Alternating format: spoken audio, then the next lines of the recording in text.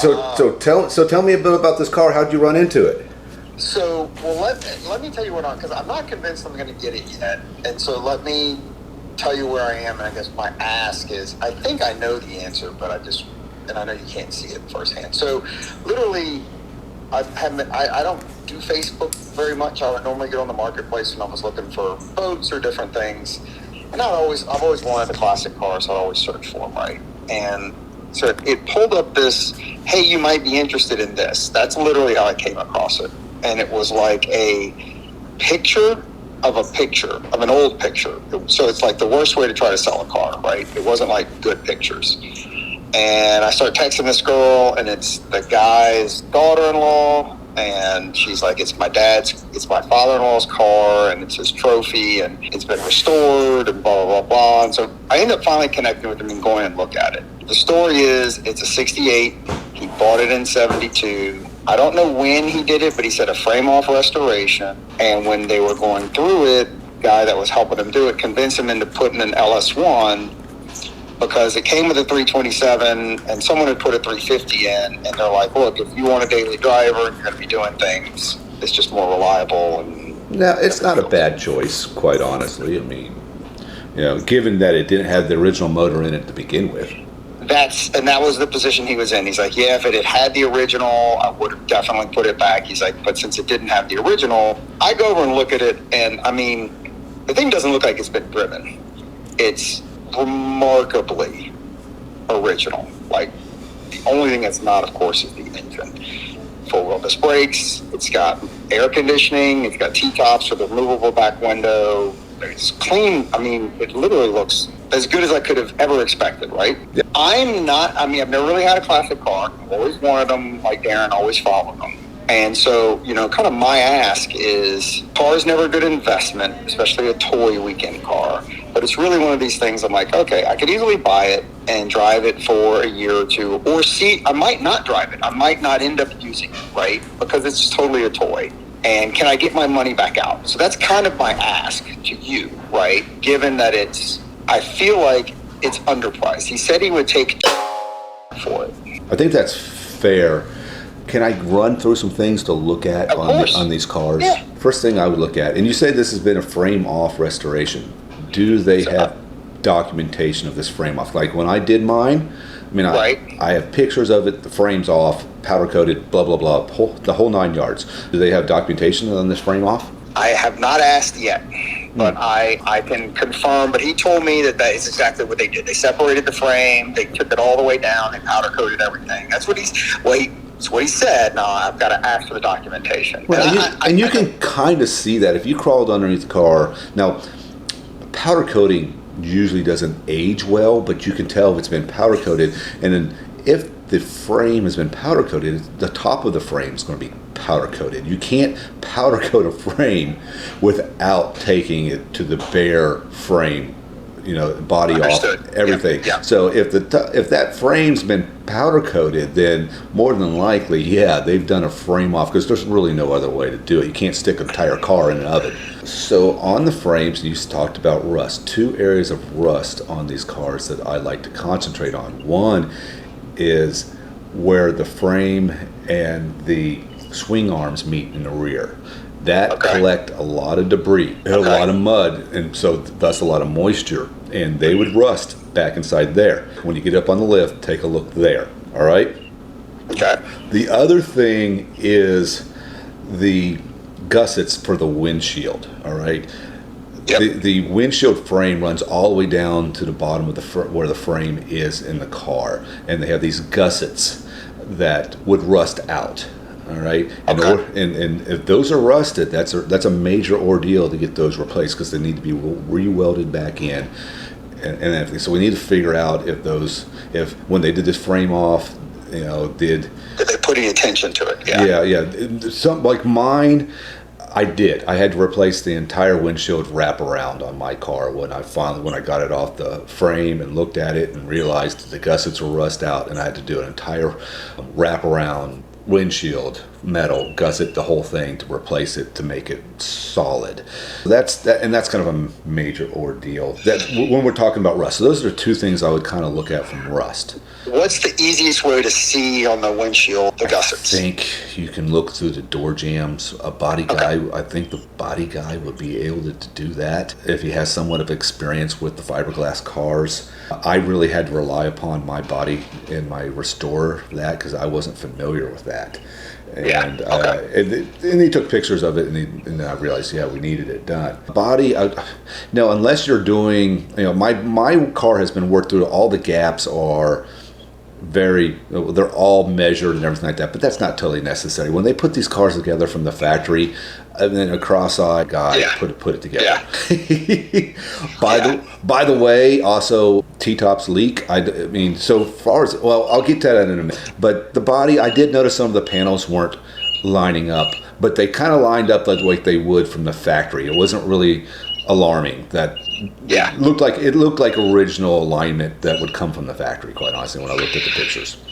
Yeah, and so like I said, he garage, climate controls, never seen rain. He doesn't really drive it. So I need to get the documentation on when he did the restoration, but it's got an LS1, and he doesn't have the original gauges. He has, aftermarket gauges behind the original, but he has 6,000 miles on it since that restoration. And I'll have to get the year that he did it, and I don't know the exact, I think LS1s were around late 90s, right? Yes, yeah. Just check to see. I can't remember the LS1s. I think the truck LS1s came with iron heads, and the Corvettes came with aluminum heads. So you want to see? I'll look. I think it's all aluminum, but I can look. And he's got an electric aluminum electric radiator fan, factory AC, blows cold. Like literally everything on the car. You tested this AC out. It does blow cold. Yes. Okay, so let's stay on the body for a second, okay? Also, Sorry. So you had mentioned something about climate controlled, and that's a good thing because these, after restoration and natural fiberglass aging, it can start to shrink, and there's certain spot welds, I call them spot welds, there's certain points inside the fiberglass that start to shrink, and little glue points and oil points will shrink at a different rate, and they'll pop out. That's something to look at around the nose of the car. Given that it was in a climate controlled garage, I don't think you're going to run into that. Also, later model 68 Vettes are more manageable than earlier models, so you want to look at the VIN and see if this was a later model. Like an example, later in 1968 they had a lot of cooling problems in the 1968 Vettes. I think one part of the problem was the slant of the radiator was a little bit too aggressive, and you couldn't get really good airflow to the radiator. They cut slots. Then the later models, they cut slots right around the fan cowl and everything to let more air in the body. So there's been little changes that were done on the later model VINs in the 1968 to look at. Also on the body, the front clip on that 68 Corvette is all one piece. Meaning that from the driver's side back of that fender all the way around to the front of the nose, all the way to the passenger side back of that fender is all one piece from the factory, and it's glued in there, and the pieces are kind of glued together from the factory, but it's all in one piece. You can see the seam seals. If you open up that hood and you look underneath there, check out if there's been any repairs to the fiberglass in the front, because sometimes you can get into some pretty rotty, and it'll stick out like a sore thumb. I've seen horrible things like cardboard placed underneath, put on Bondo, and then done and fiberglassed up. I've seen some horrible repairs. Just open up the hood, look down inside there, and see if it's the original clip, and you'll be able to tell because you can see the original tape. If it's been hit or something like that, you'll be able to tell that like one side it's got a 3-piece clip on it or something like that instead of a 1-piece clip. That kind of sticks to the body. The only other thing I'd look on there is, on the fenders, the top of the fenders, where that big arch is. Okay, the paint will start to separate and crack right against that crease, and it's something that's very common in the Vettes. He's in a climate controlled area, or like you said, he stored it, that's probably less of a concern. But a lot of times what happens too, people work on these things, they lean up against the fenders, and they exacerbate the situation, right and it starts to crack. That's not factory paint, though. When he did the restoration, he said he did a $1,000+ repaint, but with the factory date, whatever it's called, the yellow paint coat. Yes, the car looks great, but I painted mine in 1999, and my cracks came about 6 years later. I had to repair them all. It's just it's part of having a Corvette. They eventually show up, and then you just have to repaint the front end. Yeah, exactly. That's kind of what I'm. Do you know the fiber optics still work? Where do the fiber optics come out? Okay, so in the console of the car, there's lights above the gear shift, and there's lights below the gear shift.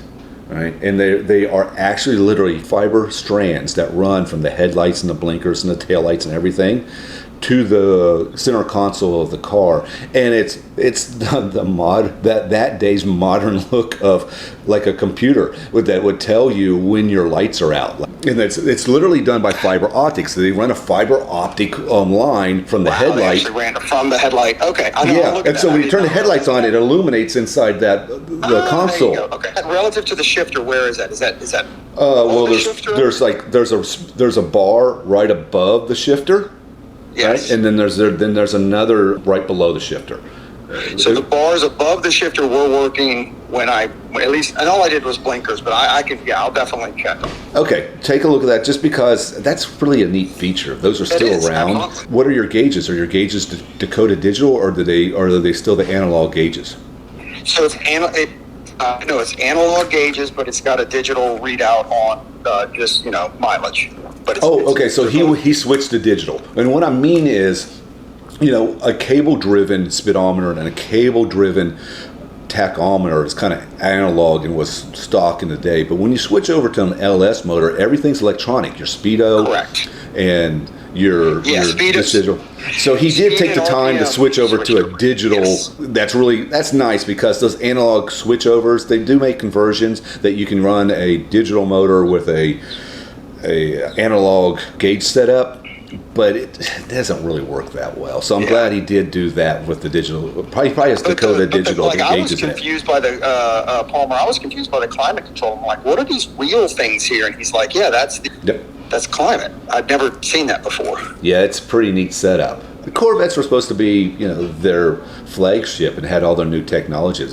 Hence the fiber optics and that little wheel that you're talking about the climate control and things like that. And the battery box is behind the seat, the driver's seat. Correct. When you get it up on the lift, make sure that's not corroded out. Sometimes the battery fumes and acid and stuff like that can kind of rot out the bottom of the battery box. Make sure that's intact. You don't want your battery falling out. That's one thing.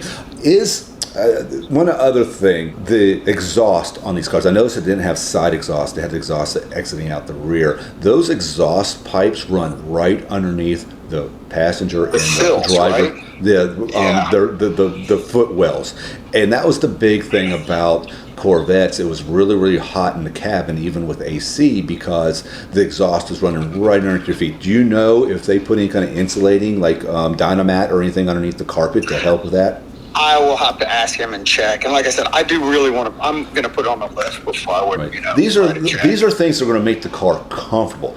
Cold AC, right, and a nice passenger compartment, driving compartment for you to drive in. Then that's going to want you to keep the car longer, because you enjoy it. Now I can say, if you might want to wash it or spray a garden hose on it and see how badly the T-tops leak. I'm curious how bad they leak. Yeah, agreed. Mine leak. Yeah, they leak. And if it's raining hard enough and I'm driving fast enough, it's pretty much raining inside the car. You know that back window comes out too, right?